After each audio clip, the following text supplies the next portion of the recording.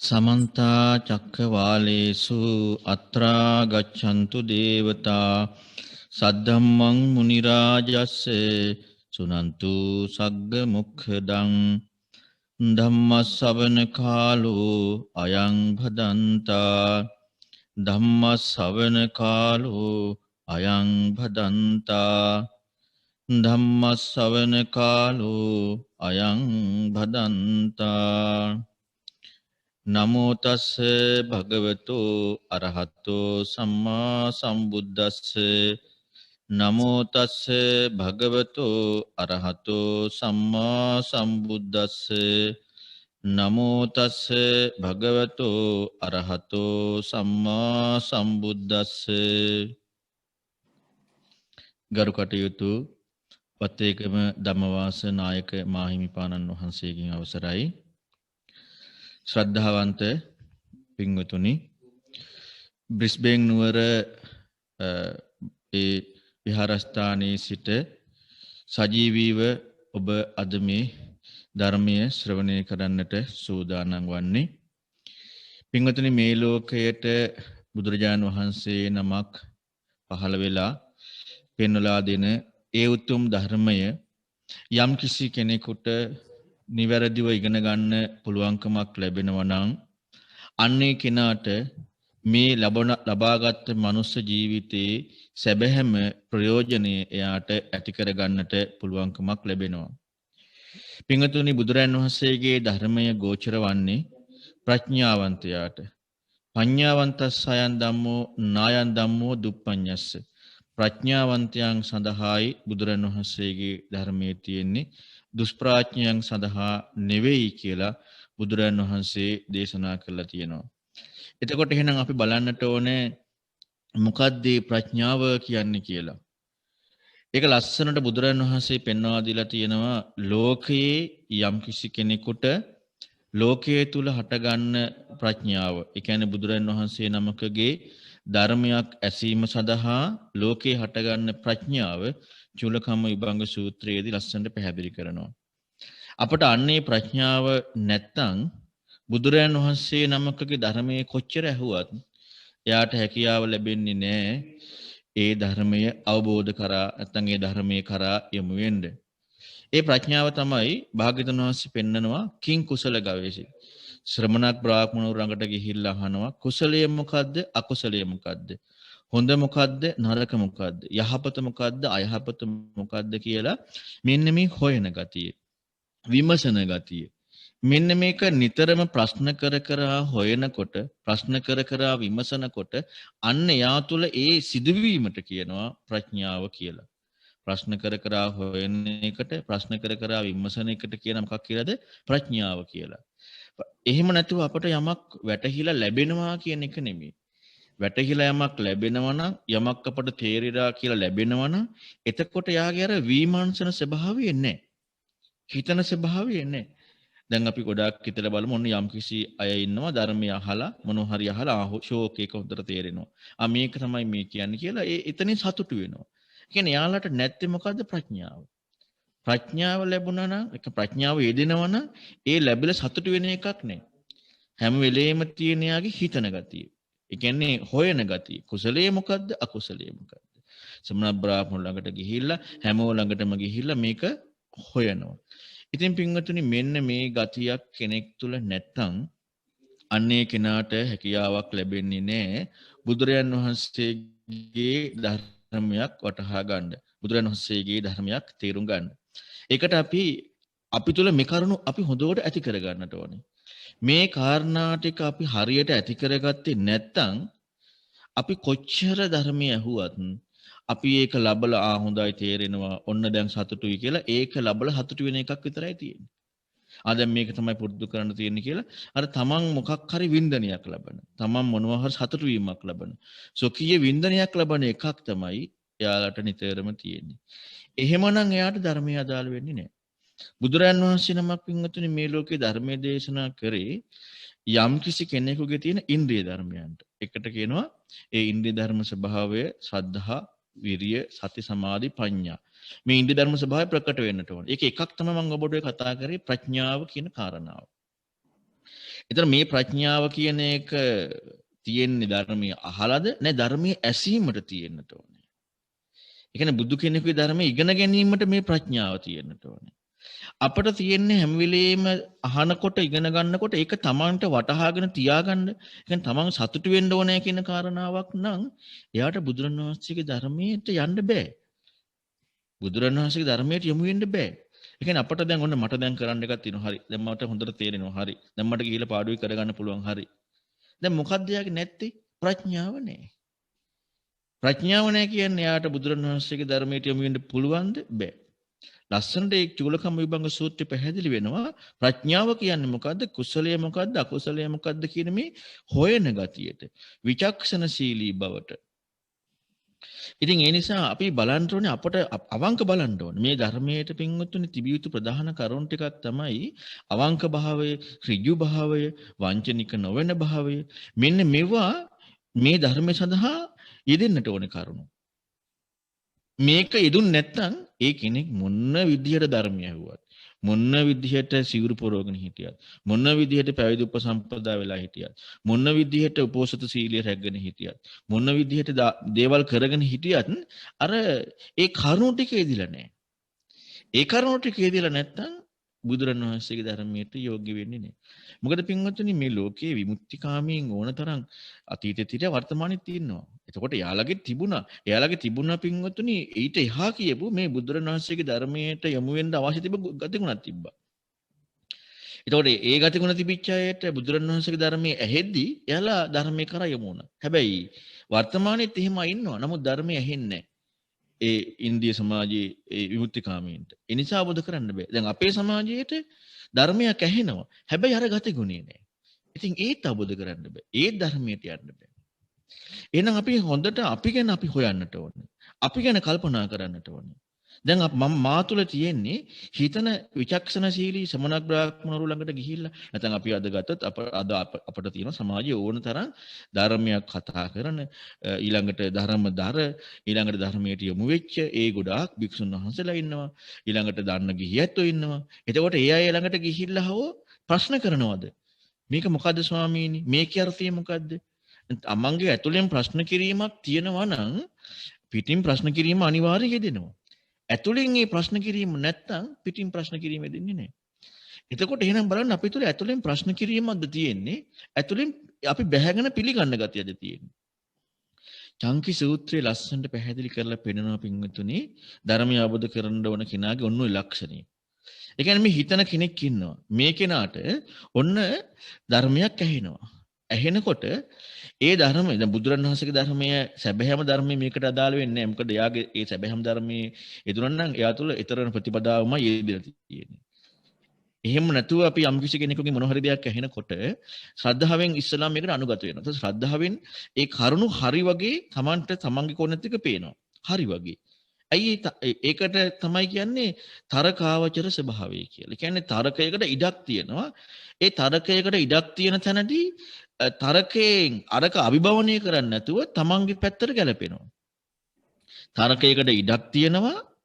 ඉඩක් තිබෙච්ච නිසානේ තරකයකට යොමු වෙන්නේ. ඒ තරකය කියන්නේ තමන් දන්න දේත් එක්ක ඒක සසඳනවා. ඊළඟට ඒක අභිභවනය කරන්න අවශ්‍යතාවයක් නැහැ. මොකද ලස්සන ටික ගැලපෙනවා. අන්න එහෙම ගියාට පස්සේ එයා මේක ඇත්තයි කියලා පිළිගන්නවා. ඒකම ඇත්තයි කියන අනිත්‍යව බොරුනේ. මෙන්න මේ විදිහට කෙනෙක් යොමු වෙනවා. එහෙම යොමු වෙන කෙනාට ධර්මය අවබෝධ කරගන්න බෑ. ඒ කියන්නේ එයා තුළ නැත්තේ මොකද්ද? ධර්මය අවබෝධ කිරීමට සුදුසු හැකියාව නැහැ. ඊළඟට තව කෙනෙක් ඉන්නවා රුචි කැමැත්ත. ඒ කියන්නේ කැමැත්ත අනුව යොමු වෙනවා. කැමැත්තට යොමු වෙනවා කියන්නේ ඔන්න ධර්මයක් ඇහෙනවා. ඇහෙනකොට පින්වතුනි ඇහෙන ධර්මයේ තරකයේ හැසිරීමට ඉඩක් තියෙනවා. තරකයේ හැසිරීමට ඉඩක් තියෙනවා ඒ ඇහිච්ච ධර්මයේ. එතකොට දැන් තමන්ගේ පැත්තත් එක්ක මේ පැත්ත බලනවා. බලනකොට මොකද වෙන්නේ? අර තමන් කැමති කියන කාරණාව එක්ක තියෙනවානේ. අන්න ඒකත් එක්ක මේක ලස්සනට ගැලපෙනවා. ඒකත් අර දැන් අපි තරක වාදී යන ඒ පැත්තට යන්නේ නැහැ. ඒ කියන්නේ අර අභිභවනයක් කරන්නේ නැහැ අර ඇහිච්ච කාරණාව. රුචිය අනුව ඒක හරි.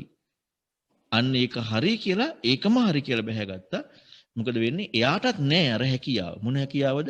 අර ප්‍රඥාව කියන හැකියාව නැහැ. බුදුරණවහන්සේගේ ධර්මයේ ගෝචර කරගන්න ඕන. අන්න අනුස්සව. දැන් ඔන්න අපි අහලා තියෙනවානේ. දැන් ඔන්න අද සමාජ වුණත් අද අපි ගොඩාක් જાති අහලා තියෙනවානේ. විවිධ කතා අහලා තියෙනවා. සිද්ධාර්ථ කුමාරගේ සිද්ධිය අහලා තියෙනවා. ගොඩාක් දේවල් අපි අහලා දැන් දරාගෙන ඉන්නවානේ. දැන් ඔන්න අහපු දේ එක්ක ඔන්න දැන් ඒ කියන එක ගැලපෙනවා. දැන් ඒත් එදෙනේ මොකද්ද? අර තරකයේ හැසිරීමට ඉඩක් තිබ්බනේ කියපු දේ. ඒ ඉඩක් තිබිච්ච නිසා මොකද වෙන්නේ? තමන්ගේ පැත්ත එක්ක අරක හිතනවා. හිතනකොට හැබැයි අර කියපු කාරණාව අර අහලා දැනගත් එක අභිභවනයක් කරන්නේ.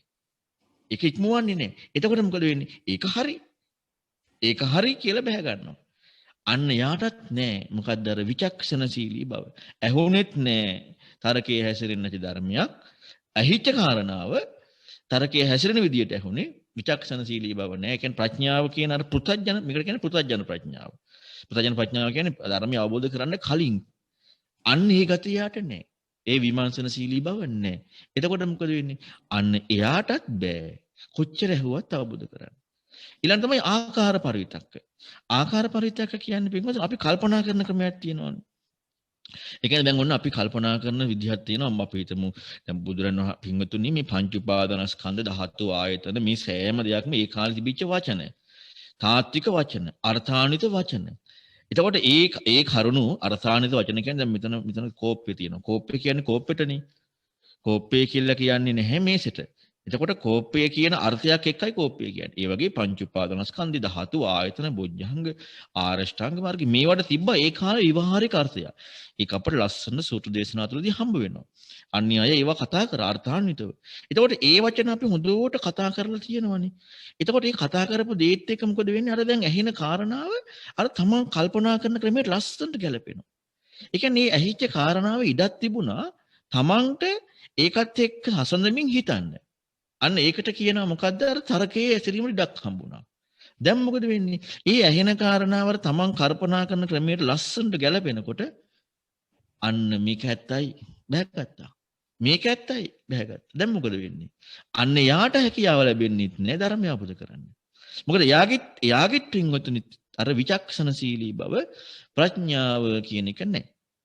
ඒ කියන්නේ ලෝකයේ තියෙන ප්‍රඥාව කියන එක නෑ. ඊළඟ එක තමයි ditthi niccānakkhanti. ඒ කියන්නේ දකින විදිහ.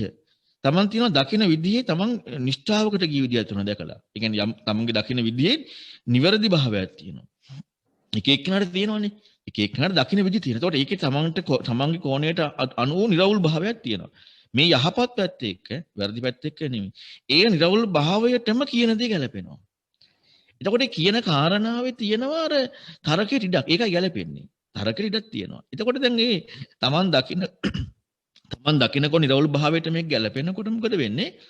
අන්න මේක ඇත්තයි බහැගත්තා. දැන් මොකද වෙන්නේ? එයාගෙත් නෑ. මොකද්ද නැත්තේ? අර බුදුරණවහන්සේගේ ධර්මය අහන සුදුසු ගතිය නෑ. ඒ ගතිය නෑ. අන්න එයාත් ධර්මය අවබෝධ කරන්නේ. ඔය කරුණු පහ එක්කම ඒක සත්‍යයි කියලා බැස ගන්න නැති කෙනෙක් කියනවා නම් එයාගේ තාම ඉස්මතු වෙලා යනවා මොකද්ද? එයාගේ තාම ඉස්මතු වෙලා යනවා හිතන ගතිය.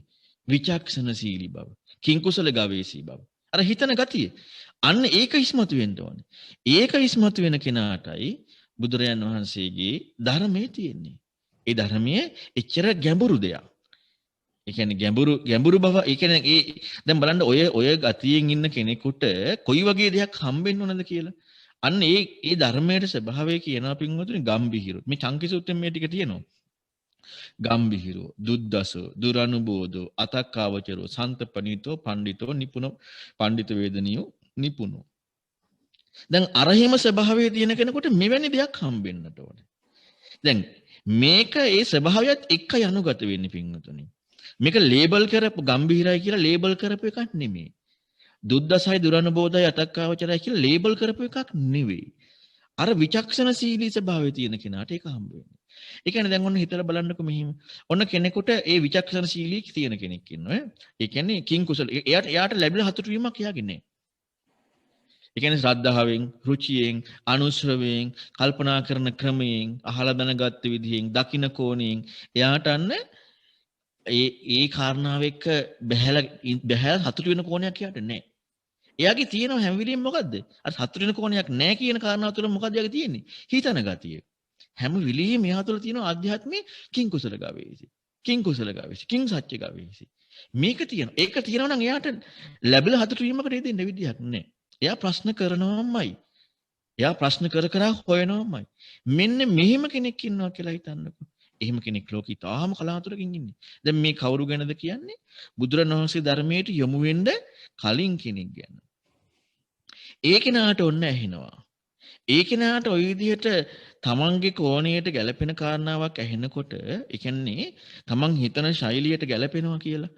තමන් හිතන ශෛලියට ගැළපෙන විදිහට. ඒ කියන්නේ තරකාවචර දෙයක් හම්බුණා. තරකේ හැසිරීමට අදාළ දෙයක් හම්බුණා කියලා හිතන්නකෝ එවැනි කෙනෙකුට.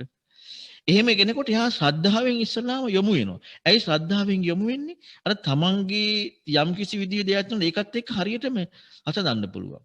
තමන්ගේ දෙයත් එක්ක යොමු වෙන්න පුළුවන්. තරකේ හැසිරීමන්නේ. හැබැයි එහෙම යොමු වෙලා එයා ශ්‍රද්ධාවෙන් එක පිළිගත්තට එයා මේව ඇත්තයි කියලා බැහැගන්නේ නැහැ. ඒ කියන්නේ එයාගේ අර හිතන ගතිය නැති වෙලා නැහැනේ. එයාට තව ඕනේ. ඔන්න බෝධිසත්වයන්ගේම ওই ලක්ෂණේ හොඳට ප්‍රකට වීමක් තියෙනවා. බෝධිසත්වය අලරකර මුද්දකරම් පුත්තරංගට ගිය අවස්ථාවතුල එහෙම ඕක හොඳට ඉස්මතු වෙනවා.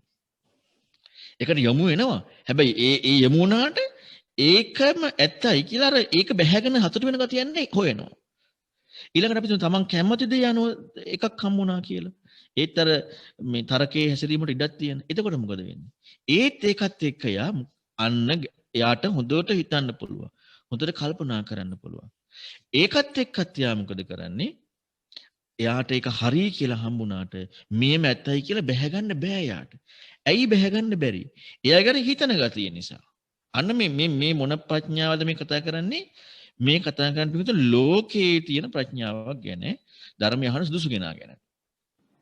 ඊළඟට තමයි අහපු දේ තියෙනවානේ. ඔන්න අහලා. දැන් අහලා ඔන්න අපි එක එක දේ අහලා තියෙනවා. අදත් වර්තමානයේත් අපි අහලා තියෙනවානේ. එතකොට පංචපාස්කන්ධ ගැන, බුදුරණවහන්සේ ගැන ගොඩාක් අහපු දේවල් තියෙනවා. දැන් මේකත් එක්කත් ඔන්න හොඳට ගැලපෙනවා කියන කාරණා. දැන් මොකද වෙන්නේ? ඒත් යාට අර ගැලපුණාට හිතන ගතියනේ තියෙන්නේ. මේක ඇත්තයි කියලා බැහැගෙන ඉන්න ගතියන්නේ හැම වෙලේම හොයනවා. ඒකෙන් තෘප්තිමත් වීමන්නේ. කල්පනා කරන ක්‍රමයට ඔන්න ලස්සනට ගැලපෙනවා. තමන් කල්පනා කරන ක්‍රමයක් තියෙනවානේ. ඒකට ඔන්න ඇහිච්ච කාරණා ෂෝක්කට ගැලපෙනවා. කොච්චර ගැලපුණත් එයාගේ නෑ ඒක හරි කියලා බෑ ගන්න එක. ඇයි? එයාගේ තියෙනවා හිතන ගතිය. කිං කුසල ගවේසි, කිං සත්‍ය ගවේසි. මෙන්න මේක තියෙනවා.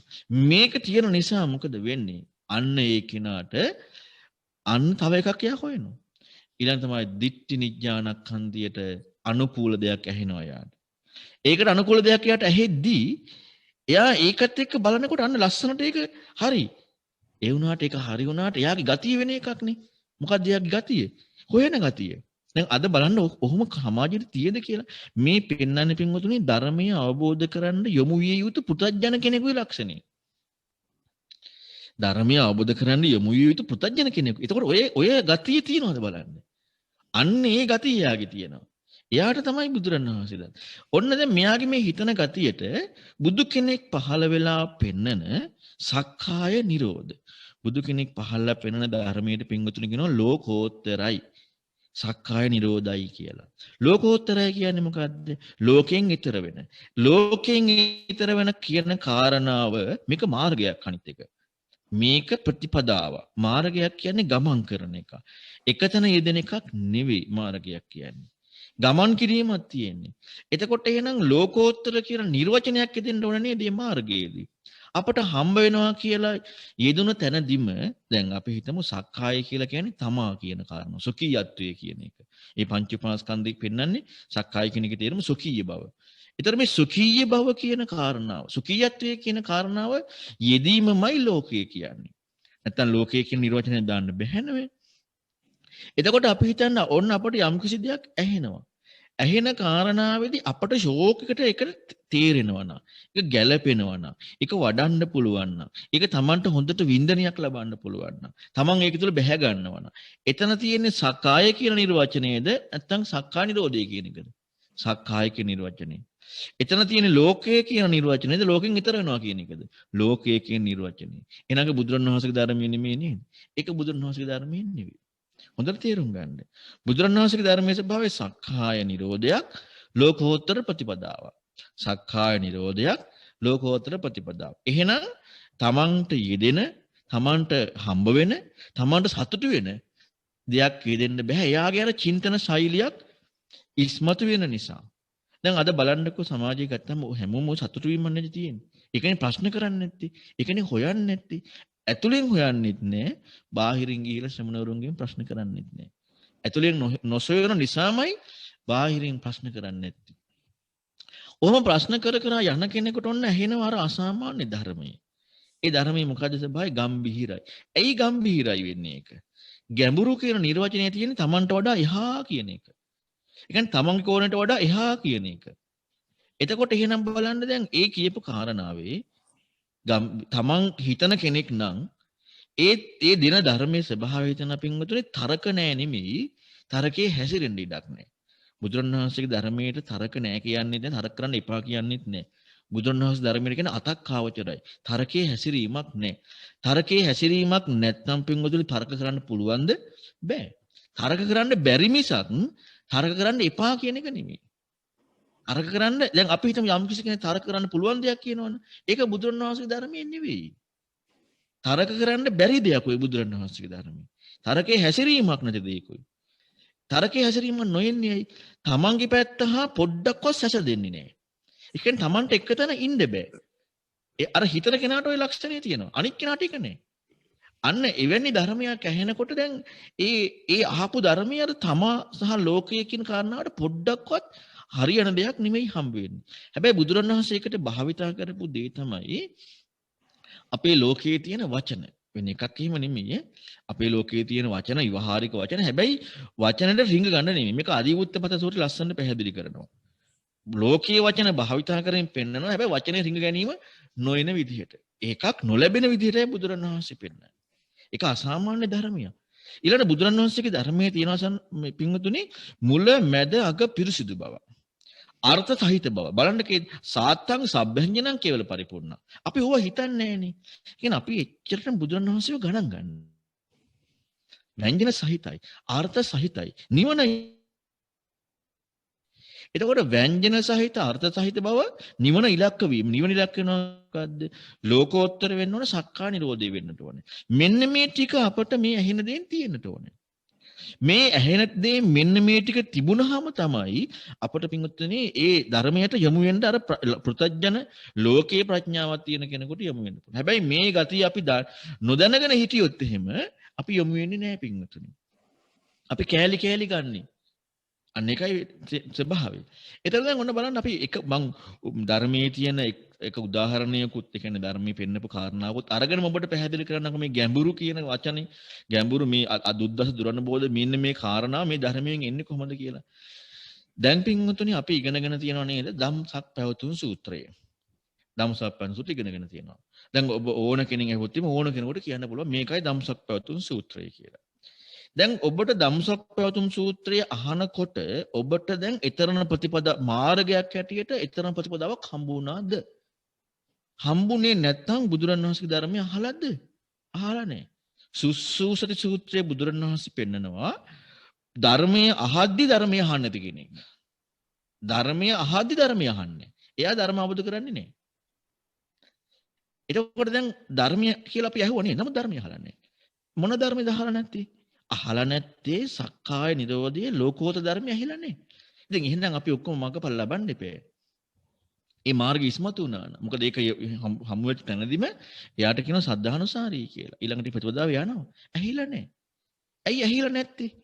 අපි පිළිගන්නේ නැහැ පින්වතුනි බුදුරණවහන්සේ මේක මේ අර්ථ ව්‍යංජන සහිතව කිව්වා කියලා. ඔන්න මම පිළිගන්නේ නැති හැටි මම ඔබට ඔප්පු කරලා පෙන්නන්න. ඒ කියන්නේ අපි කොච්චර කතා කරත් වචනයෙන් කතා කරත් හිතින් හිතුවත් අපි පිළිගන්නේ නැහැ බුදුරණවහන්සේ අර්ථ සහිතව මේ ධර්මයේ කිව්වා කියලා. අපි පිළිගන්නේ නැහැ බුදුරණවහන්සේ ව්‍යංජන සහිතව මේ ධර්මයේ කිව්වා කියලා. අපි පිළිගන්නේ නැහැ බුදුරණවහන්සේ සම්මා සම්බෝධුයි කියලා. ඔන්න සද්ධාව අපට යෙදෙන්නේ නැහැ. ඇයි යෙදෙන්නේ නැත්තේ? යෙදුණා නම් ඔන්න මේ කරුණ වෙන්න බෑ. සද්ධාව යෙදුණා නම් මේ කරුණ වෙන්න බෑ. ඊළඟට ඔබ අහලා තියෙනවද ආනන්ද මහරහතන් වහන්සේ කියන්නේ මතක තබා ගැනීමෙන් අග්‍ර උත්තමයන්නේ. එහෙනම් අමතක වෙන්න විදියකුත් නැහැනේ.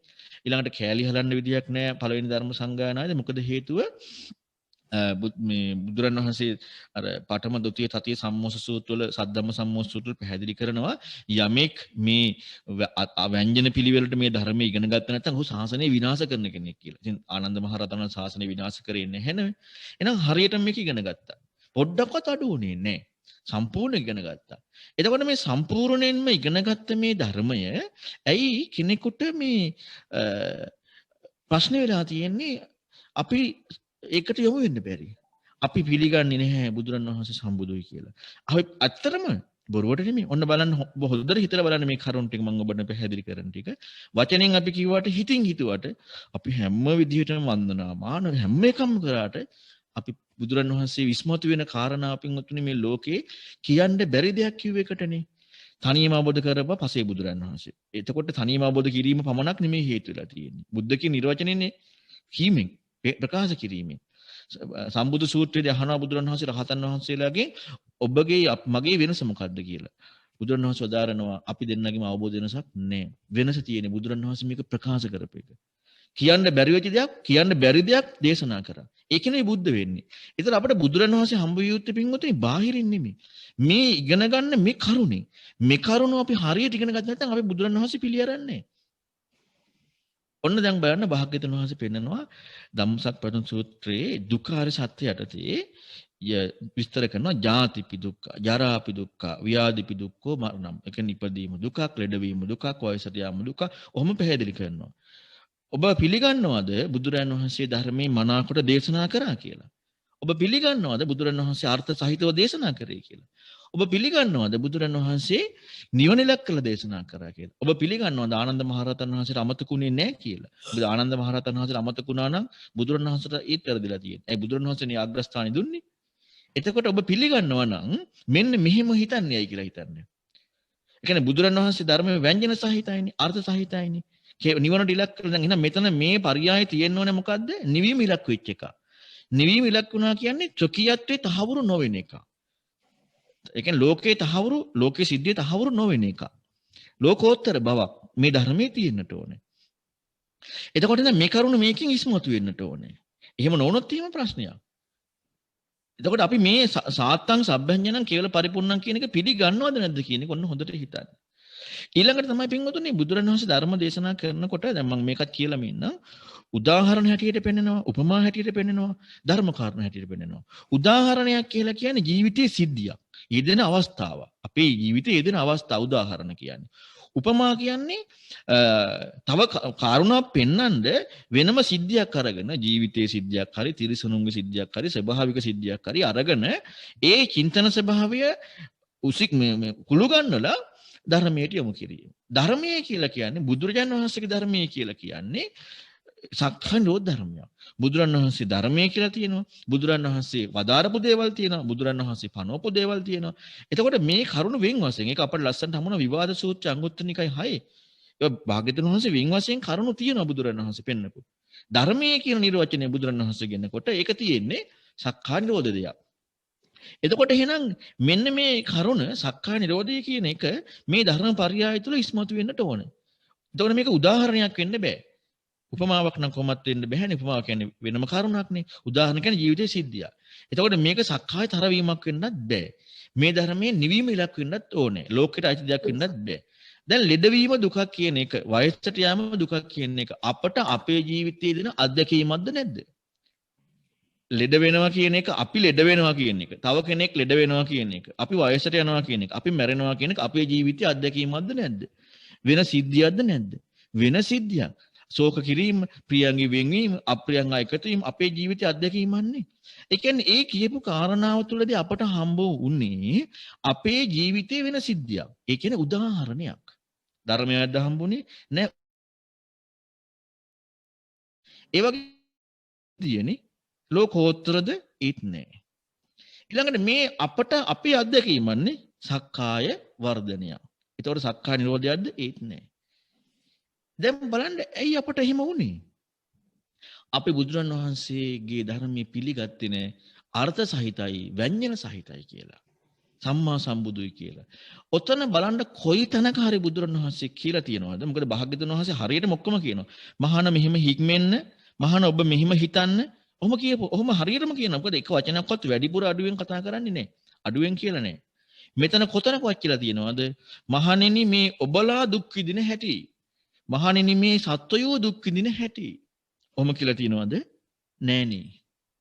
දැන් අපි මේක ගැලපුවේ අපි දුක් විඳින හැටි බලන්න නෙවෙයිද? අපි දුක් විඳින හැටි බලන්න. බුදුරන් වහන්සේ එහෙම වචනයක් කියලා තියෙනවද? කතමංච භික්ඛවේ දුක්ඛං ආර්ය සත්‍යං. ජාතිපි දුක්ඛා ජරාපි දුක්ඛා ව්‍යාධිපි දුක්ඛෝ. මහණෙනි මේකයි දුක ආර්ය සත්‍යය. මහණෙනි මොකද දුක්ඛ ආර්ය සත්‍යය? නුඹලා ලෙඩවීම දුක. සත්‍යය ලෙඩවීම දුක. සත්‍යය වයසට යාම දුක. එහෙම කියපුවා වෙනම තියෙනවා. ඒ ලෝකෝත්තර ප්‍රතිපදාව නැතුව බුදුරණවහන්සේ වදාරකෝ තියෙනවා. දැන් මෙතන ලෝකෝත්තර ප්‍රතිපදාවනේ. දැන් මෙතන බුදුරණවහන්සේ දේශනා කළා තියෙනවාද? සත්‍යය ලෙඩවීම දුක, ඔබ ලෙඩවීම දුක. මම ලෙඩවීම දුක, සත්‍යය වයසට යාම. එහෙම කියලා තියෙනවද? එහෙම කියලා නෑනේ. ඇයි අපි එහෙනම් මේ ව්‍යංජන බැලුවේ නැත්තේ? බුදුරණවහන්සේ සම්බුදුයි කියලා පිළිගත්තේ නැති නිසා නේද? කියන්නේ බුදුරණවහන්සේ බුදුයි කියලා පිළිගත්තා නම් අපි වැඩිපුර ටිකක් දානවද? ඇයි සාත්තං සබ්බැංජනන්නේ? වැඩිපුර ටිකක් දාන්නේ නැහැ. කියපු ටික විතරක් අහනවා. අන්න කොණ්ඩඤ්ඤ තාපසයාට ඒක තිබ්බා. අනිත් 4 දෙනාට තිබුණේ නැහැ. ඒ 4 දෙනාට ගොඩක් සැරයක් කියන්න ඕනේ වුණා. කොණ්ඩඤ්ඤ තාපසයාට මේ හරියටම කියන දේ අහගෙන හිටියා. ඒ නිසා කොණ්ඩඤ්ඤ තාපසයා දාගත්තේ නැහැ මේ මං ලෙඩ වෙන එකයි. මේ සත්‍යය ලෙඩ වෙන එකයි. මොකද එහෙම කියලා නෑනේ බුදුරජාණන් වහන්සේ. ඔන්න කිව්වනම් සාධාරණයි. එහෙම කියලා නෑ. ලෙඩවීම දුකක් කියනවා මිසක් සත්‍යයන් ලෙඩවීම දුකක් කියන්නේ නෑ. වයසට යෑම දුකක් කියනවා මිසක් සත්‍ය වයසට යෑම දුකක් කියන්නේ නෑ. එතකොට මේක හරියට ඇහුවනම් එයාට තියෙනවා මොකද්ද? දැන් ඒ අහන තැනදී මෙයාට හම්බ වෙනවා නේද මේකේ මේ කෙනෙක් කර්තෘත්වයක් ආදේශ නොකර මේ කියලා තියෙන තැනදී මොකද්ද මේ කියන්නේ? හොයන්න ඕනේ නැද්ද? මොකද්ද මේ කියන්නේ? අන්න ශ්‍රද්ධාව ඇති වුනහම කරන දේ. මොකද්ද මේ කියන්නේ? දැන් තමන්ගේ පැත්තට ගැලපුණාද ඒක? ඔන්න සත්‍යෝ දුක් විඳිනවා කියවනම් තමන්ගේ පැත්තට ගැලපුණා. හරිනේ. එතකොට ඒක සක්කාය නිරෝධ ධර්මයක් නෙවෙයි. අන්න තරකේ හැසිරීමට ඉඩ. තර්කාවචරනේ. දැන් මේක තරකේ හැසිරීමට ඉඩක් නැහැනේ ධර්මයේ. ඊළඟ ගැඹුරු වෙන්නේ ඇයි මේක? දැන් තමන් කියන කාරණාවට දැන් අපි ලෙඩ වෙනවා දුකක් කියන එක නම් සාධාරණ. දැන් ඒක නෙමෙයි මේ කියන්නේ. වෙන ඒ වචනේ නෑ. ඇයි ඒ වචනේ ඒක කිව්වේ නැහැ කියලා පිළිගන්නේ කොතනද? ශ්‍රද්ධාව නිසා. ඒ බුදුරණවහන්සේ ව්‍යංජන සහිතව ධර්මයේ කියලා තියෙනවනේ. ව්‍යංජන සහිතයි ධර්ම. මේක ඇත්තටම අන්‍ය තීර්ථකෙත් පිළිගන්නවා. මේ අපේ සමාජය අපි නොපිළිගත්තට අතීතයේ අන්‍ය තීර්ථකව පිළිගන්නවා බුදුරණවහන්සේ ව්‍යංජන සහිතව ධර්මයේ කිව්වා කියලා. පද ව්‍යංජන පිළිවෙලට. දැන් අපි එහෙම අලුතෙන් දාගන්නේ ඇයි බුදුරණවහන්සේ පද ව්‍යංජන සහිතව ධර්මයේ කිව්වේ නෑ. බුදුරණවහන්සේට වැරදිලා. ඔන්න ඔය කෝණේ තියෙන නිසා අපි කැලලක් දාගන්නවා. අපි හිතන්න පෙළඹෙන්නේ ඒක වෙන්නේත් ඇයි? ඒක වෙන්නේත් අපි තුල අර කිං කුසල ගවේෂ චින්තනයේ නෑ. ඒ නිසා අපි යන්න සත්‍ය ගවේෂී කුසල ගවේෂ චින්තනයේ නැති නිසා අපි මේකට අලුතෙන් එකතු කරනවා බුදුරණවහන්සේ ව්‍යංජන පිළිවෙලට ධර්මයේ නොකියුවා කියලා පිළිගැනීම නිසා, ශ්‍රද්ධාව නැති නිසා. අපි බුදුරණවහන්සේ ව්‍යංජන පිළිවෙලට කිව්වා කියලා පිළිගත්තා නම් අපි අලුතෙන් එක එකතු කරන්නේ නෑ. අලුතෙන් එකතු කරන්නේ නෑ. එතකොට එයාගේ අධ්‍යක්ීම් ලෝකයට හිතන්න බැරි අන්න තර්කාවචර නැහැ කියන්නේ ඒකයි.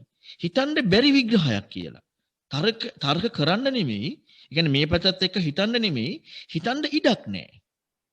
එතකොට මේක ඇත්ත නිසා, ශ්‍රද්ධාව තියෙන නිසා, ශ්‍රද්ධාව තියෙනවා, ඒක ඇත්ත. ඒ නිසා මොකද වෙන්නේ? මොකක්ද මේ කියන්නේ එහෙනම්? අන්න ඒකට කියනවා යෝනිසෝ මනසිකාරය. යෝනිසෝ කියන්නේ ඒ කියන්නේ මොකද්ද? දැන් අපේ පැත්තට පොඩ්ඩක් ගැලපෙන්නේ. අපි දුක් විඳින එක කියන වචනයක් බුදුරණවහන්සේ වදාරලා නැහැ නෙවෙයි. හැබැයි ඒක යා පිළිගන්නේ ශ්‍රද්ධාව තියෙනවා විතරයි ඈ. මොකද ශ්‍රද්ධාව තියෙන කෙනා පිළිගන්නවා අර්ථ ව්‍යංජන සහිතව බුදුරණවහන්සේ දේශනා කරා. අමතකුනේ නැහැ, වැඩිපුර කිව්වෙත් නැහැ, අඩුවෙන් කිව්වෙත් නැහැ. ඒක ඒ ශ්‍රද්ධාව නැති කෙනා ඔන්න පිළිගන්නේ නැහැ. ශ්‍රද්ධාව තියෙන කෙනා ඔන්න එයාට මොකක්ද එහෙනම් මේ කියන්නේ? එයාට තියෙනවා ඒක අනුව හිතන්න එක. දැන් මේ ඒක අනුව හිතන්න පෙළඹෙන්නේ කවුද? අර කිං කුසල ගවේෂී. මොකද දැන් එයාට පින්වතුනි අර හිතන ගතියන්නේ තියෙන්නේ. හිතලා ලැබෙන ගතියක් නෙමෙයි. දැන් එයාට මේ ධර්මයේ හරියට ශ්‍රද්ධාව පිහිටවාගෙන ඇහුවොත් හිතලා ලැබෙන ගතියක් නැහැ. තරක කරන්න ඉඩක් නැහැ. එයාගේ ශෛලියට මොකක්ද එයාගේ ශෛලිය? හිතන ගතිය. අන්න හිතන්න දෙයක් හම්බෙලා. අන්න ඒකට යොමු වෙන එකට කියන යෝනිසෝ මනසිකාරය. එතකොට මොකක් එක්කද යෝනිසෝ මනසිකාරය යෙදුනේ? ශ්‍රද්ධා අනුසාරී වෙලා. වෙන එකක් එක්ක නෙමෙයි. ශ්‍රද්ධාව තිබුණ නැත්නම් වෙන්නේ නැහැ. ශ්‍රද්ධාව තිබුණ අපි කෑලි දා ගන්නවා. පිළිගන්නේ නැහැ ඒක. ශ්‍රද්ධා අනුසාරී වෙච්ච නිසා අන්න යෝනිසෝ මනසිකාරය ඉපදුනා මොකක් එක්කද? අර විචක්ෂණශීලී බව. අන්න විචක්ෂණශීලී බව ලස්සනට ගැලපෙලා ගියා. අන්න ගැඹුරුයි. ධර්ම ගැඹුරුයි කියන්නේ ඒකයි. ඒකට ලේබල් කරන්න දෙයක් නැහැ. එයාගේ කෝණයට ගෝචර නැහැ කියන තැනදී මන්න ගැඹුරු බව හම්බෙලා. ඊළඟට එකම යාට එනවා මේක දකින්න අමාරුයි. දැන් දකින්න Tamanට අත්විඳින්න පුළුවන් කියලා හම්බෙනවා නම් ආයේ තරකාවචරණේ හිතන්න දෙයක් නැහැනේ. දකින්න අමාරු, අවබෝධ කරගන්න අමාරු කියලා හම්බ වෙනවා. ඇයි මේක සන්තපනීත බවට පත් වෙන්නේ යාට? එයාගේ පින්වතුනි තියෙනවා ශෛලියක් මේ මොනවා හරි ලබාගෙන සුඛිය වින්දන ගන්න නැති. එයාගේ ශෛලියක් තියෙනවා. මොකද්ද? හිතන ගතිය. විචක්ෂණශීලී ගතිය. එයා කැමැතිම හිතන්න. එයා කැමති කිං කුසල ගවේෂි, කිං සත්‍ය ගවේෂි. දැන් මේකෙදි මොකද වෙන්නේ? මේ ධර්මයේ දෙනකොට මේකෙදි අර ලැබෙන එකක් නැහැ. ඒ ලෝකෙට අයිති එකක් නොවේනේ. තමාට අයිති එකක් නොවේනේ. මොන ලෝකෙට අයිති එකක් තමාට අයිති එකක් නම් ලැබෙන එකක් තියෙනවනේ. දැන් ලෝකෙට අයිතිත් නැති, තමාට අයිතිත් නැති දෙයක් වෙනකොට මොකද වෙන්නේ? අන්න යාට ලැබෙන එකක් නැහැ.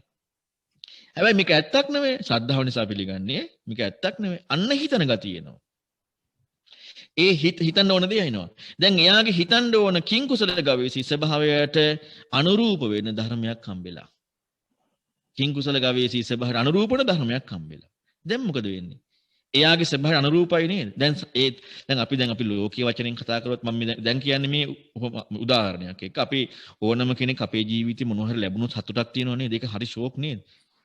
ඉතින් දැන් මේ ඒ උදාහරණයත් එක්ක හිතලා බලන්න ඒ වගේනේ මේ යම් කිසි දෙයකට අනුරූප දෙයක් හම්බුණා නම් එතන ඒක සාන්තපණීත නැද්ද? ඇයි එච්චර කාලයක් ඒ විචක්ෂණශීලී හිතන ගතියක් තියෙන කෙනාට එවැනි ධර්මයක් හම්බෙලා නැහැ.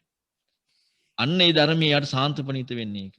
හැබැයි මේක අවබෝධ කරගන්න නිපුණයෝ, අති දක්ෂයෝ, සාමාන්‍ය අය නෙමෙයි, මහා පඬිතුයෝ. මොකද තමා කියලා අයිතිත්වයට එදෙනාට ප්‍රඥාව ස්වභාවය තමයි ප්‍රකට වෙන්නේ. ඔන්න ඔය විදිහට පින්වතුනි ඔය විදිහට ධර්මයේ යොමු වෙන්නේ ඇත්තට මේ ශ්‍රද්ධාව තියෙන්න ඕනේ. ශ්‍රද්ධාව ඒකටයි ශ්‍රද්ධා මාත්‍රය කියන්නේ ඉස්සල්ලාම. ඒකත් තමයි ශ්‍රද්ධානුසාරී වෙන්නේ. වෙන එකක් එක්ක එහෙම නෙමෙයි. මොකද බුදුරන් වහන්සේ කියලා කියන්නේ පින්වතුනි මේ ධර්මයත් එක්ක. මේ කියපු ස්වභාවයත් එක්ක. අපි මේ අහපු දේ, අපි මේ දැකපු දේ, අපට පේන දේ ඉවට නෙමෙයි. මෙන්න මේ වදාළ මේ කියන්න බැරි දෙයක් පදාරපු දෙයක්. අපි හොඳට හිතලා බලන්න අද සමාජයේ අපි තැනක් දෙන්නේ ඒකටද වෙන එකටද කියලා. අපි තැනක් දෙන්නේ නැහැ එතෙන්ද. ඒ මුල මැද අග පිරිසිදු අර්ථ ව්‍යංජන සහිත මේ කේවල පරිපූර්ණ වූ ධර්මයට තැනක් දෙන්නේ නැහැ. ඒකට තැනක් දුන්නා නම් අපි යන්න මේක මොකද්ද කියලා හොයනවා. දැන් මේකට පින්වතුනි මේකට යමු වෙන්න. දැන් මම ඔබට එක අංගයක් ඔය කතා කරේ. ඒ තමයි අර විචක්ෂණශීලී බව තියෙන්න ඕනේ නේ. දැන් අපි මේක ඇති කරගන්න ඕනේ නේද? මේක ඇති කරගන්න නිකම් බෑ. මේක ඇති කරගන්න අපට හොඳට අපේ ජීවිතේ ඇඟට දැනෙන විදිහට වැඩපිළිවෙලක් ඕනේ. නැතුව බෑ.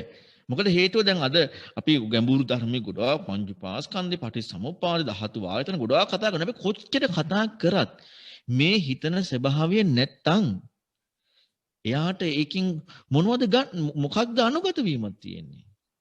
කොච්චර ඇහුවත් වැඩක් වෙන්නේ. හිතන ස්වභාවය නැති වුණේ මොකක් නැති නිසාද? හිතන ස්වභාවයක් නැහැ, ශ්‍රද්ධාවක් නැහැ. ඒ කියන්නේ සද්ධානුසාරී වෙන්නේ නැහැ කියන එක. ඒතර මේ එකක්වත් නැහැ එයාට. නැති නිසාම මොකද වෙන්නේ? එයාට පින්වතුනි කරයි භාවනා කරයි, සිල් රකි, පැවිදි උපසම්පදා වෙයි, ඊළඟට වන්දනාමාන කරයි, කරන්න බල ඔක්කොම කරයි. හැබැයි බුදුරන් වහන්සේ නමකගේ ප්‍රධාන කෘත්‍ය වෙන ඒ දහමට යොමු වීමට බැරි වෙනවා. අන්න ඒක නම් ඒකට යොමු වෙන්න අපි කොහොමද අපි එහෙනම් වැඩපිළිවෙලක් සකස් කරගත යුත්තේ? අපි මේ විචක්ෂණශීලීව ඇති කරගත යුත්තේ කොහොමද? මෙන්න මේක ගැන අපි හොඳට හිතන්නට වෙනවා. හොඳට කල්පනා කරන්නට වෙනවා. මේ විචක්ෂණශීලී බව අපට ඇති කරගන්න අපිට මේක බලෙන් හිතා හුරු කරගන්න ඕන. මේකට පින්වතුනි ප්‍රධානම දේ තමයි කල්යාණ මිත්‍රයා. බුදුරණවහන්සේ ඒක වදාරනවා සංයුත්ත නිකායේ 5 සූත්‍ර ගණනාවක පැහැදිලි කරනවා. මෙන්න මේ විදිහට යමෙකුට කල්යාණ මිත්‍රයෙක් ඉන්නවා නම් ඒක සූත්‍රයක කියනවා කල්යාණ මිත්‍රයෙක් ඉන්නවා නම් කියලා. ඊළඟට කල්යාණ මිත්‍රයා කියලා කියන්නේ පින්වතුනි පුජ්‍යලයා ඉන්නවා කියන එකම නෙමෙයි. කල්යාණ මිත්‍රයා කියලා බුදුරණවහන්සේ වදාරන්නේ කල්යාණ මිත්‍ර සම්පවංකය. කියන්නේ කල්යාණ මිත්‍ර නැමීම. ඒ අනුගත භාවය. අන්නේ තිබීම. එතකොට මේ දේශනා ටිකේම බුදුරණවහන්සේ පැහැදිලි කරනවා හරියට ඉර උදා වෙන්න කලින් අරුණ නගිනවනේ. අරුණ නැගුණොත් පින්වතුනි ඉර උදා වෙනවද නැද්ද? අනිවාර්යෙන්ම උදා වෙනවා. අරුණ නැගුණ නැත්නම් ඉර උදා වෙනවද? උදා වෙන්නේ නැහැ. බුදුරණවහන්සේ දාරනවා මේ ආරෂ්ඨාංගික මාර්ගයට. ඒ කියන්නේ නිවන් සෝතපන්න වෙන්නනේ නේ. ආරෂ්ඨාංගික මාර්ගයට තියෙන අරුණ කල්යාණ මිත්‍රයා. ආරෂ්ඨාංග මාර්ගයේ තියෙන අරුණ මොකද්ද? කල්යාණ මිත්‍රයා. ඒ කියන්නේ අරුණ නැගුණොත් ඉර උදා වෙනවනේ. ඒ කියන්නේ කල්යාණ මිත්‍රයාගේ කල්යාණ මිත්‍රත්වයකට යොමු වෙලා ඉන්නවා නම් එයා මේ ජීවිතේ සෝතාපන්න වෙනවද නැද්ද? වෙනවා. ඒක බුද්ධ වචනයක්. බුදුරණවහන්සේ දේශනා කරනවා යම් කිසි කෙනෙක් කල්යාණ මිත්‍රට නැමිලා ඉන්නවනම් එයා මේ ජීවිතේ සෝතාපන්න වෙනවා. එතකොට යම් කිසි කෙනෙක් කියනවා නම් අපිට මේ ජීවිතේ සෝතාපන්න වෙන්න බෑ කියලා. එහෙනම් ඊළඟ ජීවිතේට හරි යන්න ඕනේ කියලා වෙන මොනවා හරි අපි හිතනවා නම්. එහෙනම් අපි මොකද්ද මේ කියන්නේ? අපි කල්යාණ මිත්‍රයාට නැමෙන්නේ නැහැ. අපිට කල්යාණ මිත්‍රයෝ ඕනේ නැහැ. එහෙනම් දැන් මේ මොකද්ද එකකින් කියවෙන්නේ? ඒක නේද කියවෙන්නේ. ඒකෙන් ශ්‍රද්ධාව නැති බව නෙමෙයිද කියවෙන්නේ. ශ්‍රද්ධාව නැති බව කියවෙන්නේ. මොනවා හරි හැඟීමක් තියෙනවනේ. ඒ කියන්නේ අපිට පොඩි හරි හැඟීමක් තියෙනවා අපිට මේ ජීවිතේ මාර්ගඵල ලබන්න බෑ. මේ ජීවිතේ අපිට නිවන් දකින්න බෑ. ඒ කියන්නේ ඒකෙන් කියවෙනවා ඒ කෙනාට ශ්‍රද්ධාව නැහැ කියලා. ඒ කියන්නේ කල්යනා මිත්‍ර නැමීම නෑ. ඒ විතරක් නෙමෙයි. හික්මෙන්නේ නැහැ කියනවා යා. යමෙක් හික්මෙනවා නම් එයා අනිවාර්යයෙන්ම සෝතාපන්න වෙනවා කියනවා. ඒ කියන්නේ ආරෂ්ඨ මාර්ගයට එනවා. ඒකට අර උපමාවමයි ගන්න. සූර්යයා නගින්න කලින් අරුණ උදා වෙනවා. අරුණ උදා වුණා නම් සූර්යයා නගිනවමයි. ඒ වගේ යම් කිසි කෙනෙක් හික්මෙනවා නම් එයා අන්න ආරෂ්ඨාංගවල බැස ගන්නවා. ඒ කියන්නේ එයා හික්මෙන්නෙත් නෑ එහෙනම්. ඊළඟට තව කියන ඡන්දය කැමැත්ත. යම් කිසි කෙනෙකුට කැමැත්ත තියෙනවා නම් මොකකටද මේ අවංක මාර්ගයට, අවංක ධර්මයට එයා අනිවාර්යයෙන්ම මේ ජීවිතේ ආරෂ්ඨාංග මත බැහැ ගන්නවාමයි බුදුරණවහන්සේ දරන්නේ. මේ ජීවිතය අනිවාර්ය සිද්ධ වෙනවා. ඒ කියන්නේ දැන් අරුණ උදා වෙනවා නම් සූර්යයා උදා වෙනවමයි. අන්නේ වගේ තමයි කැමැත්ත තියෙනවා නම් එයා මාර්ගයට බහිනවමයි. එතකොට බලන්න එහෙනම් අපි හොඳට හිතලා අපිට නැති දේවල් තියෙනවනේ. දැන් අපිට මේ ජීවිතය අවබෝධ කරන්න බෑ කියලා හැඟීමක් හරි තියෙනවා නම් මේ ජීවිත ධර්ම මාර්ගයට යන්න බෑ කියලා හැඟීමක් හරි තියෙනවා නම් අපි හිතනවා කියන එක නෙමෙයි හැඟීමක් හරි තියෙනවා නම් ඒ කෙනාට මොනවද නැත්තේ? කල්යාණ මිත්‍යට නැමිලා නැහැ. ඒ කියන්නේ වර්තමානෙත් ලැබිලා නැහැ. නැමුණා නම් එයාට වෙනවා. එයාට හික්මීමක් නැහැ. එයාට කැමැත්තක් නැහැ. බොරුවක් පෙන්වන්නේ. අන්න ඒකට කියනවා වංචනිකයි කියලා. ඒකට කියනවා වංකයි කියලා. ඒකට කියනවා ඍජු නැහැ කියලා. හැබැයි වංචනික වංකගුණේ කාටද? Tamanට. ඉස්සල්ලාම Tamanට උනේ. ඊළඟටයි බාහිරට වෙන්නේ. ඉස්සලාම වෙන්නේ කාටද? Tamanට. Tamanට Taman වංචනිකයි. Tamanට Taman වංකයි. Tamanට Taman ඍජු නැහැ. ඒ නිසා අන්න බාහිරටත් ඒ ගතිය යෙදෙන්නේ නැහැ. ඇයි ඒක වෙන්නේ? ඇයිද මේ බුද්ධ වචන තුල මේ කියලා දෙන කරුණ වල අර්ථ අපි හොයන්නේ නැහැනේ. මේකේ පැහැදිලි කරලා දෙන අර්ථයන් අපි හොයන්නේ නැහැ. මේකේ අර්ථය අපි හොඳට බැලුවොත් පින්වතුනි අපට දැනෙන දෙයක් කරන්න තියෙනවා. දැන් බලන්නකෝ මම ඔබට මුලින්ම පැහැදිලි කරලා පෙන්වුවා අර විචක්ෂණශීලී බව නැහැ කියන එකනේ. එතකොට ඒකට එහෙනම් යමු වෙන්න අන්න ඒකට යමු වීම සඳහා තව අපිට මෙන්න මේවා හුරු කරගන්න පුළුවන්. පින්වතුනි මේ බුදුරන් වහන්සේගේ ධර්මයට යමු වෙන්නත් ලෝකේ විවහාර වෙච්ච විමුක්තිකාමී තුල අර්ථාන්විත දෙයක් තමයි ඉන්ද්‍රිය ධර්ම. ඒක ලස්සනට හම්බෙනවා අර සීය සේනාධිපති සූත්‍රවල එහෙම බෝධිසත්වයෝ කල්පනා කරනවා අලරකාමටත් ශ්‍රද්ධාව තියෙනවා. මටත් තියෙනවානේ. සද්ධා, විරිය, සති, සමාධි, ප්‍රඥා. මේ කරුණු ගැන කල්පනා කරනවා. එතකොට එන යම් කිසි දෙයකට අනුගත වෙන්න එකටම තියෙන්නේ මොකද්ද? ශ්‍රද්ධාව. බුදුරණවහන්සේ ධර්මයට ශ්‍රද්ධාව. කල්යාණ මිත්‍ර නෙමෙන්න ශ්‍රද්ධාව. එතකොට ශ්‍රද්ධාවනේ එක. දැන් ශ්‍රද්ධාවක් යෙදිලා නැත්තම් කෙනෙක් කල්යාණ මිත්‍ර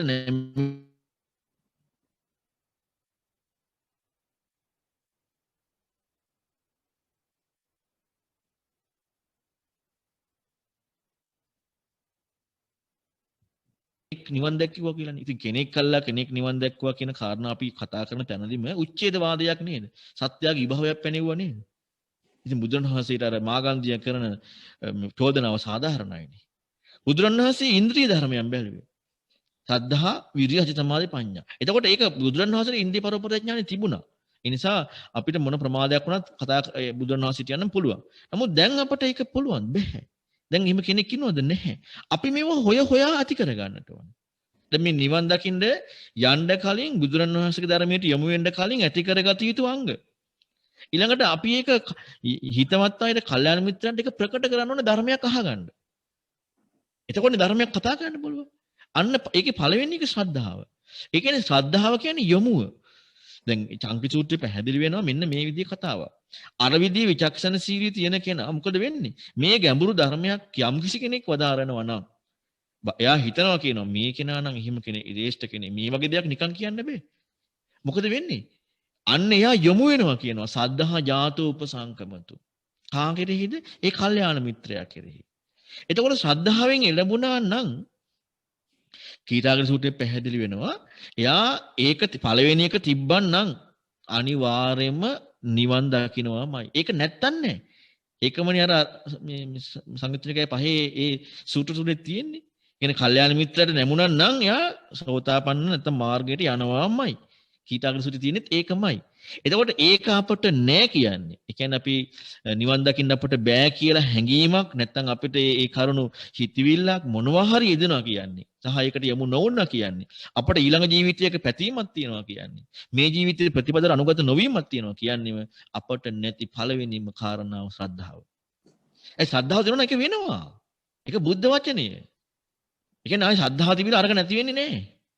ඒක ලස්සනට කීටාගර සූත්‍රය පැහැදිලි කරනවා. ඒක ශ්‍රද්ධාව නෑ එහෙනම්. එහෙනම් අපි දැන් බලෙන් හදා ගන්න වෙනවනේ. බලෙන් ඒ ශ්‍රද්ධාව මොකක්ද එක්කද? කල්යාණ මිත්‍රයත් එක්ක. ඒ මොකද්ද නැමීම? අන්න අර පළවෙනි මේ සූත්‍රයේ එතන අර සංයුත්තිනිකය පහේ තියෙන කල්යාණ මිත්‍රයට නැමුණා නම් සෝතපන්න වෙනවා කියන එක. මෙන්න මේක අපි පළවෙනි එක හදා ගන්න වෙනවා. හිත හිතා හදා ගන්න වෙනවා. ඒක හිත හිතා කල්පනා කර කර අපි හදා ගන්න මහන්සි ගන්නකොට මොකද වෙන්නේ? දැන් නැමුණොත් එහෙම යා මොකද වෙන්නේ? කල්යාණ මිත්‍රට නැමුණොත් එහෙම. හැබැයි යා කල්යාණ මිත්‍රට නැමෙන්නටත් ඕනේ. ඊළඟට අර කැමැත්තත් ටික ටික ඉස්මතු වෙන්නට ඕනේ නේ. හික්මීමට කැමැති ඔක්කොම තියෙන්නට ඕනේ. කල්යාණ මිත්‍රයා කියන මෙහිම හිතන්න. එයා හිතනවා. නැමුණ නැත්තම් හිතන්නේ.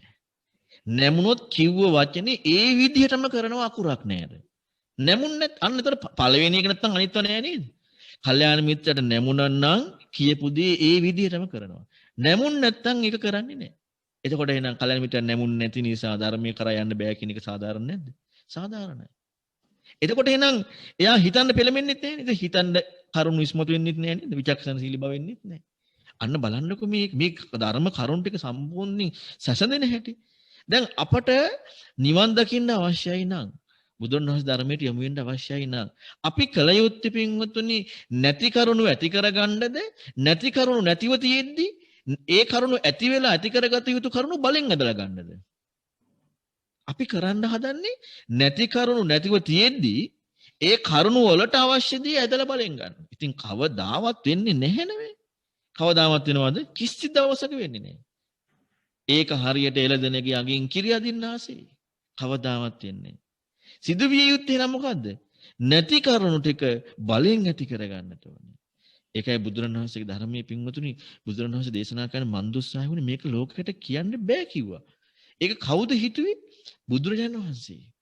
දැන් හොඳට හිතලා බලන්නකෝ මේ ලෝකයේ කෙනෙක් ඉන්නවද අවංකවම ධර්මයකට යමු වෙලා මෙහිම නැමෙන ගතිය. ඉතින් සාධාරණ නැද්ද ලෝකයට ධර්මයේ කියන්න බෑ කියන එක? මෙහිම කරන්න කොහොම මේක කරන ගතියක් නෑ. ඒ කියන්නේ එච්චරට නැමීමක් නෑ. එහෙම කරන්න කිව්වහම ඒක කරන ගතියක් යෙදෙනවා නම් අන්න කල්යාණ මිත්‍රට නැමෙන්න ටික ටික හුරු වෙනවනේ. එයා හැම වෙලේම උත්සාහ කරන්නේ කල්යාණ මිත්‍රයා කියන වචනේ එක දෙයක් මගහර නැතුව ඒක සම්පූර්ණයෙන් කරන්න. අන්න ටිකක් නැමීම ඉස්මතු වෙනවා. කැමැත්ත ඉස්මතු වෙනවා. හික්මීම ඉස්මතු මේ ඔක්කොම ඉස්මතු වෙනවනේ. නැමීම ඉස්මතු වෙනවා, කැමැත්ත ඉස්මතු වෙනවා, හිතීම ඉස්මතු වෙනවා. දැන් එහෙම වෙනකොට කියන දේ කියන විදිහට කරනකොට එයාගේ ටික ටික කල්යාණ මිත්‍රට නැමිච්ච බවත් අර හිතන්න ඕන ගතියත් ටික ටික ඉස්මතු වෙලා එනවා. පින්වතුනි බුදුරණවහන්සේ දේශනා කරන්නේ මේ හිත দমনය කරගන්න ක්‍රමයේ අර හරකෙකුට රිදෙන්න ගහනවා කියලා. ඒ කියන්නේ එච්චර රිදෙන්න. ඇයි එහෙම දැන් බුදුරණන් හොඳට හිතලා බලන්නකෝ මෙහිම. අපි හිතමුකෝ යම්කිසි මිනිස්සෙකුට හරකෙක් ඉන්නවා කියලා. ඒ හරකා දැන් ඔන්න මේ ගොයමට පනිනවා. තව හරක් ගොඩාක් ඉන්නවා කුළු හරක් ටිකක් කැලේ. දැන් අර මිනිස්සයා කුළු හරක්ට ගිහිල්ලා කැලේට ගිහිල්ලා උන්ට ගහන එකක් කරනවද? නෑ. කුළු හරක්ට ගහන්නේ තමන්ගේ හරකට ගහන්නේ. තමන්ගේ හරකට රිදෙන්න ගහන්නේ නැද්ද? රිදෙන්න ගහනවා. මොකද ඒ හරකා ලෙන්ගතුකමක් තියෙනවා තමන්ගේ ස්වාමියාත් එක්ක. කුළු හරකට ගැහුවොත් ඉවරයි. තමන්ගේ හරකට ගැහුවාම ටිකක් ලෙන්ගතුකමක් තියෙනවා. දරුවෙක් හදාගන්න අම්මත් ගහනවනේ. හැබැයි අම්මා කියන කාරණාවත් එක්ක අර කොච්චර ගැහුවත් අම්මගේ විරසක භාවය නැහැ. හැබැයි අහල පහලයට ගහන්නේ අම්මා. අන්න ඒ වගේ තමයි පින්වතුනි යමෙක් කල්යාණ මිත්‍රට නැමුණා නම් අන්නේ කෙනාගේ අනුගත වුණා නම් එයාට ජීවිතේ මොන දේ ආවත් එයාට ප්‍රශ්නයක් එන්නේ නැහැ.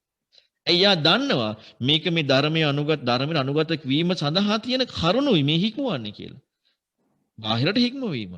එතකොට එහෙනම් බලන්න අපි මේ එක දැන් අපි හිතමු දැන් අපි නිතරම ඒ වගේ මේ සමාජයේ නිතරම ඇහෙනවා පින්වතුනි මෙහිම කරන්න මෙහිම කරන්න.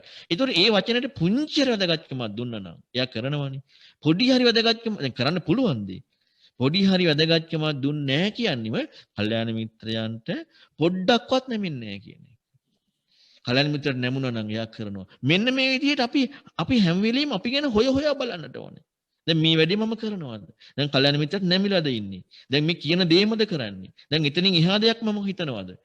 දැන් මේක පිටට විතරක් නෙමෙයි පිටු ඇතුළෙත් වෙන්නට ඕනේ. ඇතුළෙන් පවා ඒ වෙනස් විදිහට හිතන්න බෑ. දැන් නැමුණා කියන්නේ ඒකනේ. පිටින් නැමෙනවා කියන එක නෙමෙයි. ඇතුළෙන් හොඳට නැමෙනවා. වෙනස් විදිහට හිතන්න බෑ. වෙනස් විදිහට කල්පනා කරන්න බෑ. ඒකටම අනුගත වෙලා අන්න යමු වෙනකොට අර කල්යාණ මිත්‍රට නැමෙන්න ඕනේ ගතිය ප්‍රකට වෙනවා. ඒ වගේම ප්‍රකට වෙනවා. එයා කල්යාණ මිත්‍රයා මෙහිම හිතන්න කියලා ඒ කරුණ කියන ටික හුරු වෙනවා. ටික හුරු වෙනවා. ඒක ටික හුරු වෙගෙන ගිහිල්ලා යම් කිසි දවසක අර කිං කුසල ගවේෂී කියන හොයන ගතිය, ඒ හිතන්න ඕන ගතිය හොඳටම ඉස්මතු වෙද්දී තමයි බුදුරණවහන්සේගේ ධර්මයේ ඇහුනහම අන්න ඒකට අනුගත වෙන්නේ. එහෙම නැතුව පින්වතුනි කොච්චර ඇහුවත් මොන දේවල් කරත් පඤ්ඤාවන්තස්සයන් ධම්මෝ නායන් ධම්මෝ දුප්පඤ්ඤස්ස.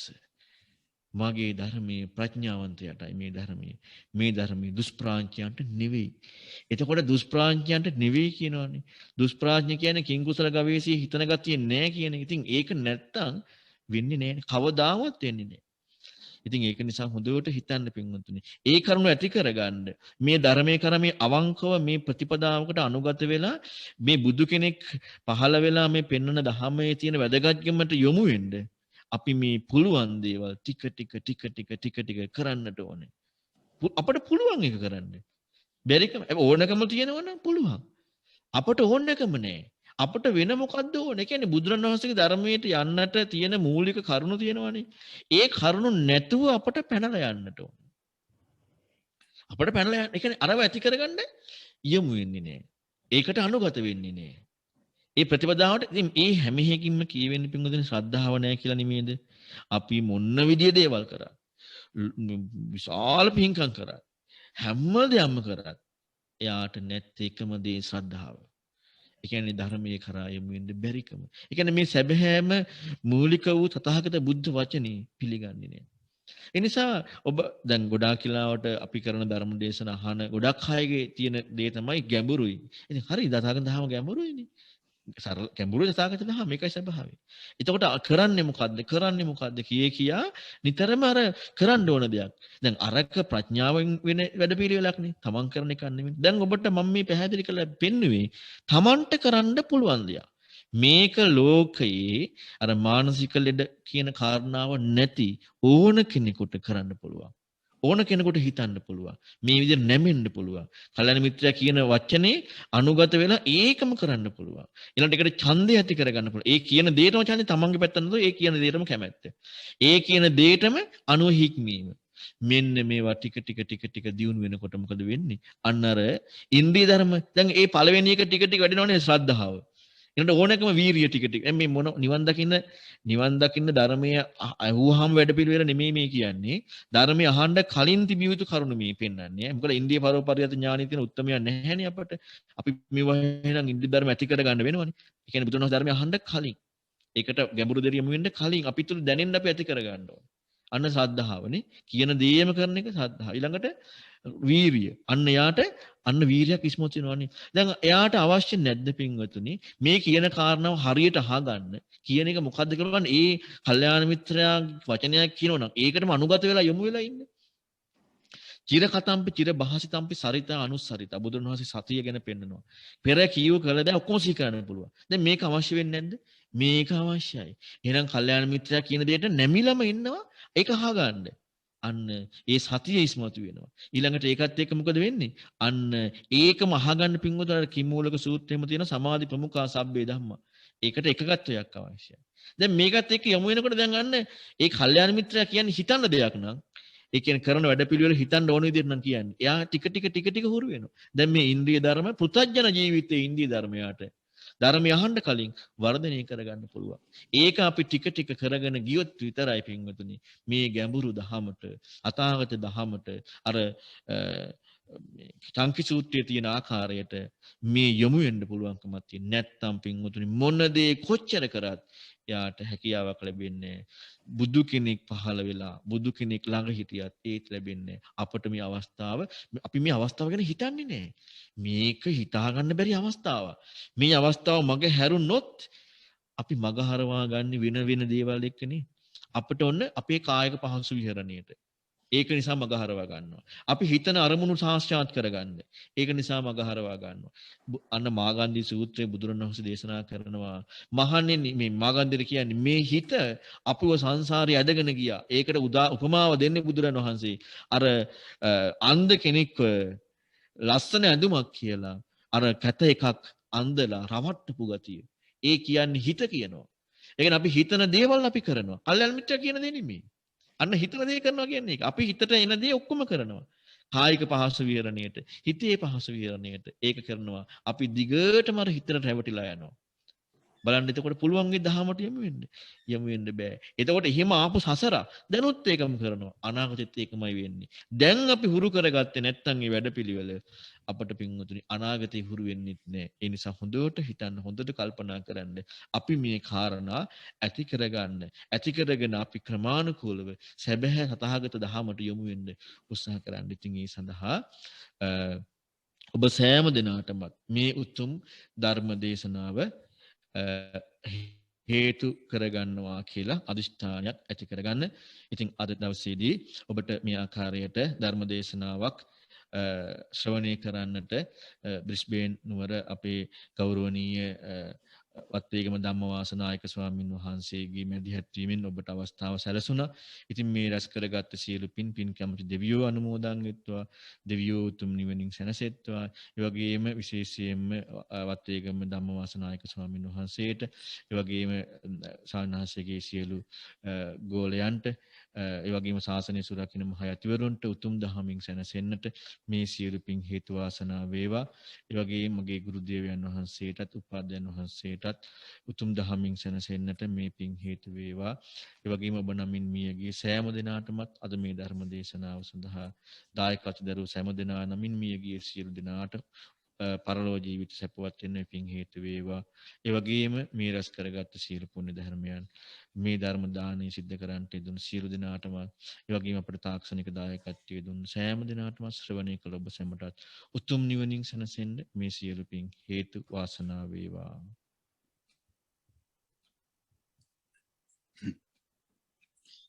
පින්වත්නි, බ්‍රිස්බේන් ශ්‍රී ලංකාරාම මහා විහාරයේ පවත්වාගෙන යන ලබන සදහම් වර්ෂාදහම් වැඩසටහනට අද ආරාධිත ධර්මානුශාසනාව සඳහා ඒ අනුරාධපුර කට්කැලියාව ධම්මපාරමී ආරණ්‍ය සේනාසනාධිපති විචිත්‍ර ධර්ම කති පූජනීය අලව්වේ අනුමදස්සී ඒ ස්වාමීන් වහන්සේ ඊටාම වටිනා ගැඹුරු ධර්මානුශාසනාවක් සිදු කරනු ලැබුවා. උන්වහන්සේට අපි බොහෝම පින් අනුමෝදන් කරනවා. අපේ ආරාධනීය බොහෝ දිනාට ධර්මාවබෝධී පිණිස ඒ දහම් පරයයක් ඊටාම ගැඹුරින් දේශනා කිරීම පිළිබඳව උන්වහන්සේට තව තවත් මේ සිදු කරන ශාසනික කටයුතු කරන්න නිදුක් බව නිරෝගී භාවයේ චිර ජීවනයේ සැලසේවා. උතුම් සම්බුදු සසුන වඩා ශක්තිමත් කරන්න උන්වහන්සේට සියලු ශක්තිය ධෛර්යය ලැබේවා කියන ආශිර්වාදයේ සිදු කරනු ලබනවා. ඔබගේ අද දවසේ මේ සිදු කරගත් සියලුම පුණ්‍ය ශක්තියින් සියලු දෙනා නමින් මේ පරලොව ගිය මව් දෙමව්පිය ගුරුවර බන්දු මිත්‍ර ආදී සියලු ඥාතීන් ලැබේවා කියන සිතින් මියගිය ඥාතීන් සිහිපත් කරමින් පින් අනුමෝදන් කරන්න. ධම්මේ ඥාතිනං හෝතු සුඛිතා හුන්තු ඥාතයෝ ඉදම්මේ ඥාතිනං හෝතු සුඛිතා හුන්තු ඥාතයෝ ඉදම්මේ ඥාතිනං හෝතු සුඛිතා හුන්තු ඥාතයෝ. පින් කැමති සම්‍යක් දෘෂ්ටික දෙවි දේවතාවෝ මේ පින් අනුමෝදන් වෙත්වා. දෙවියන්ට පින් අනුමෝදන් කරන්න. එත්තාවතාච අම්මේහි සම්බතම් පුඤ්ඤ සම්පදං Sabbe devanumodantu sabba sampatti siddhiya itthavata ca ammehi sambatam punya sampadang sabbe bhuthanumodantu sabba sampatti siddhiya itthavata ca ammehi sambatam punya sampadang sabbe satthanumodantu sabba sampatti siddhiya වගේම නිවන් දකින තුරු සසර වසන තුරුතුම් කල්යාණ මිත්‍රයන්ගේ ඇසුර ලැබේවා කියන ප්‍රාර්ථනාව සිදු කරන්න. ඉමිනා පුඤ්ඤ කම්මේන මාමි බාල සමාගමෝ සතං සමාගමෝ හෝතු යාව නිබ්බානපත්තියා. ඉමිනා පුඤ්ඤ කම්මේන මාමි බාල සමාගමෝ සතං සමාගමෝ හෝතු යාව නිබ්බානපත්තියා. ඉමිනා පුඤ්ඤ කම්මේන මාමි බාල සමාගමු සතං සමාගමු හෝතු යාව නිබ්බානපත්තිය. තුනුරුවන් කමා කරගන්න. කායේන වාචා චිත්තේන පමාදේන මයා කතං අච්චයං කමමි භන්තේ භූරි පඤ්ඤ තථාගත. කායේන වාචා චිත්තේන පමාදේන මයා කතං අච්චයං කමමි ධම්ම සන්දිට්ඨික අකාලික. කායේන වාචා චිත්තේන පමාදේන මයා කතං අච්චයං කමමි සංඝ සුපටිපන්න අනුත්තර. සෑම දිනාටම උතුම් චතුරාර්ය සත්‍ය අවබෝධ කරගෙන නිර්වාණ ධර්මයේ සාක්ෂාත් කරගන්නට මේ කුසල ශක්තිය පාරමී කුසලයක්ම වේවා කියලා ප්‍රාර්ථනා කරමි. සෑම දිනාටම තෙරුවන් සරණයි.